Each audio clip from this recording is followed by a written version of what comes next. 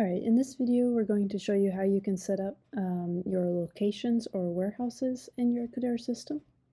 So right now I'm in a brand new Kader system. I've logged in to the operations portal, and what we're going to do next is we're going to go down to the operations section and then choose locations.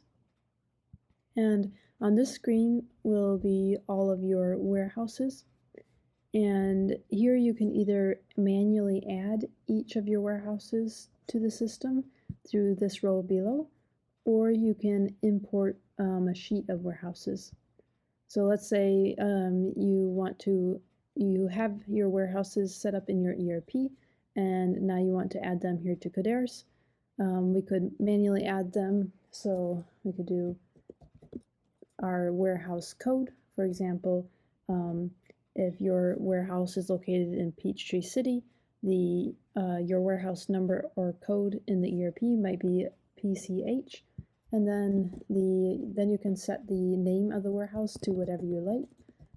Keep in mind that this warehouse name will display to your customers on order invoices, at the checkout if you have your system configured that way, and so on and so forth. So make sure this is a nice name that you would want your customers to see, and then you'll choose whether the warehouse is active or inactive.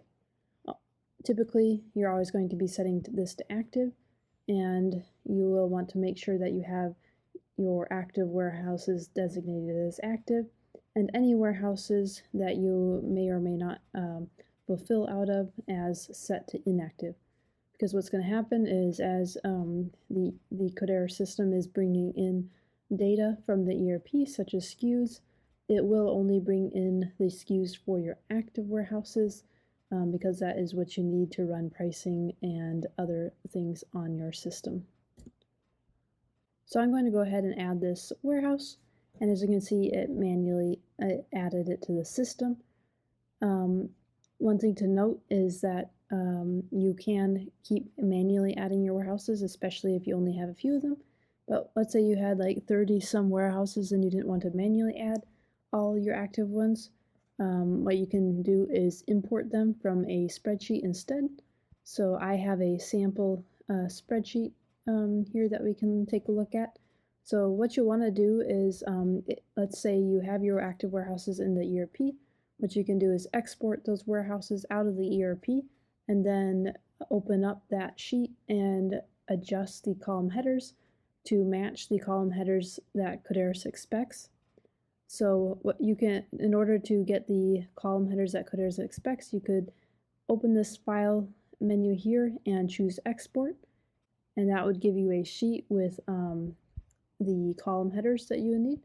So I have already done that, and here are my column headers, and I have all my information for my warehouses here.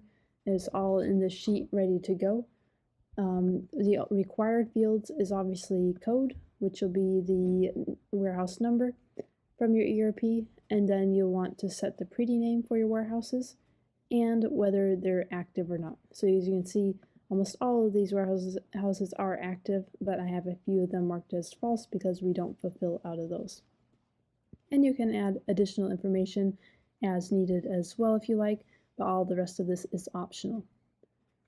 So what you want to do next is save your Excel file as a CSV file. And then just hop back over to the operations portal, and I'm going to choose create only because I don't have any warehouses in my system at the moment, and I want to make sure I create all new records. So I'm going to go ahead and choose create only, and then I'll select my active warehouses file, and the system will begin importing. Now what we'll do is wait a few minutes and check back later and to see if the import has finished importing. Alright, so it's been a few minutes, and we can see that the system has imported all of our warehouses from our sheet, and we can see our active ones and our inactive ones. So that's how you set up the warehouses for your Kader system. The Kader system will use these warehouses throughout the platform and throughout your website. Which is just one example would be if you go to the order history here, and let's say you're typing up orders for your customers, you would be able to set the warehouse for this order that you're going to fulfill out of. And as you can see, here are all of our active warehouses, and we could change it on the order, etc. So that's just one example of where it would be used. Thanks for watching.